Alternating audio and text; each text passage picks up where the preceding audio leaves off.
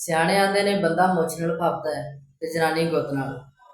ਇੱਕ ਬੰਦਾ ਟੁਰਿਆ ਜਾਂਦਾ ਹੋਵੇ ਤੇ ਰਸਤੇ 'ਚ ਉਹਨੇ ਵੇਖਿਆ ਕਿ ਇੱਕ ਊਠ ਨੇ ਖਰਬੂਜ਼ਾ ਖਾਧਾ ਤੇ ਉਹਦਾ ਇੱਥੇ ਫਸਿਆ। ਤੇ ਮੁਸਾਫਰ ਨੇ ਸਮਝਿਆ ਸ਼ਾਇਦ ਇਹਦੇ ਗਿੱਲੜ ਆ। ਤੇ ਉਹਨੇ ਚਿਰ 'ਚ ਉਹਦਾ ਮਾਲਕ ਆਇਆ ਊਠ ਦਾ, ਤੇ ਉਹਨੇ ਊਠ ਦੇ ਇੱਥੇ ਇੱਟ ਮਾਰੀ, ਖਰਬੂਜ਼ਾ ਟੁੱਟ ਕੇ ਲੰਘ ਗਿਆ। ਤੇ ਮੁਸਾਫਰ ਨੇ ਸਮਝਿਆ ਕਿ ਸ਼ਾਇਦ ਗਿੱਲੜ ਦਾ ਇਲਾਜ ਹੀ ਇਹ ਹੈ। ਉਹਨੇ ਸਮਝਿਆ ਮੈਂ ਡਾਕਟਰ ਬਣ ਗਿਆ।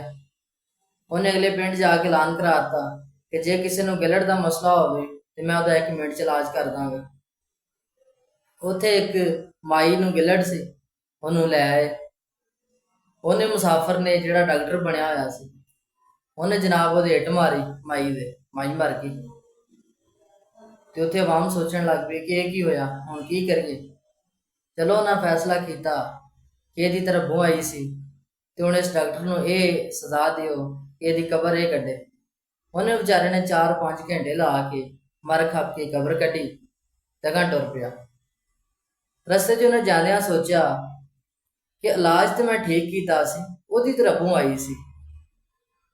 ਅਗਲੇ ਪਿੰਡ ਜਾ ਕੇ ਫਿਰ ਉਹਨੇ ਐਲਾਨ ਕਰਾ ਦਿੱਤਾ ਕਿ ਜੇ ਕਿਸੇ ਨੂੰ ਗਿੱਲੜ ਦਾ ਮਸਲਾ ਹੋਵੇ ਤੇ ਮੈਂ ਮਿੰਟੇ 'ਚ ਇਲਾਜ ਕਰਦਾ। ਉੱਥੇ ਜਨਾਬ ਇੱਕ ਬੁੱਢੇ ਬਾਬੇ ਨੂੰ ਗਿੱਲੜ ਦਾ ਮਸਲਾ ਸੀ, ਉਹਨੂੰ ਲੈ ਆਏ। ਇਲਾਜ ਕਰਨ ਤੋਂ ਪਹਿਲਾਂ ਉਹ ਡਾਕਟਰ ਕਹਿਣ ਲੱਗਾ ਕਿ ਇਲਾਜ ਤੇ ਮੈਂ ਕਰ ਦਾਂਗਾ, ਪਰ ਕਬਰ ਕੱਢਣ ਨੂੰ ਮੈਨੂੰ ਨਹੀਂ ਕਹਿਣਾ।